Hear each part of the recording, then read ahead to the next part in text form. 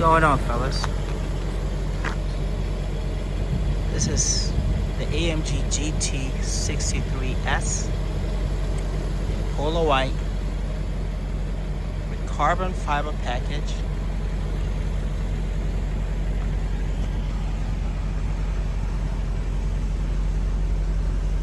Comes with the carbon ceramic brakes. As you can see, the orange calipers. These are upgraded 22-inch wheels. Came with the standard 21s, but I upgraded these to 22 inches. This is real carbon fiber. Side mirror casing. The spoiler comes in carbon fiber as well. Has an aggressive, mean look from the back. This car is well optioned. As a matter of fact, it has almost all the options available besides the 3D speakers, I believe. I think that's just about it. Everything else, it has it.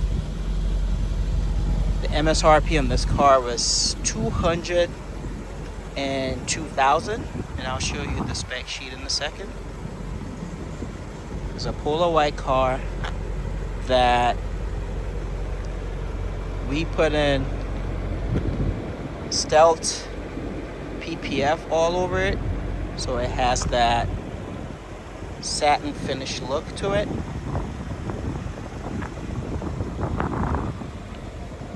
I love it. These are very rare. You don't see them on the road. I've had this car over a year.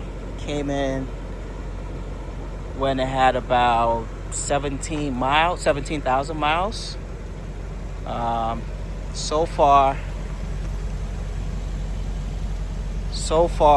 I have put almost 10,000 miles to it.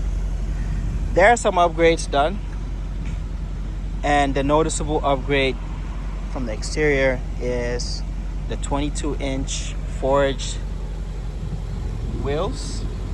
Have the specs for it. The satin PPF all around. Then the gloss black on the top of the roof. It didn't come with the panoramic, so that's another option. It did not come with 3D and panoramic. Another thing that I did to the vehicle was had the interior customized, because as you can see, the GT63s or 4-door GTs do not come in this type of pepper red. It comes with the ones that have the black Alcantara inserts here, but this was custom made, so we had it all red interior, because initially it was a black color. This has the executive package, as you can see. You can see all the good stuff here. Let's see. Probably turn it off due to the kids. Let me see. Let's try it again. What's going on here? Car has about 28,000 miles as of today, April 23rd, 2026, and I've had the car since it has 17,000 miles, so about or a little over 10,000 miles in about a year. The car is amazing. No real tunes yet, but you know, I mean, I have an ECU stage 1, which once I upgraded the wheels to 22 inches is essentially kind of eliminate the tune, because I was doing 0 to 60 in 2.8 miles, but with the upgraded wheels, I reverted back to 3.0 seconds, sometimes maybe 2.9. So I probably have to do a stage 2 on it with downpipes and intake. I mean, the car, it does it all. Could pick up my kids. I enjoy the exclusivity of it. It's not cheap, but you know, I love it.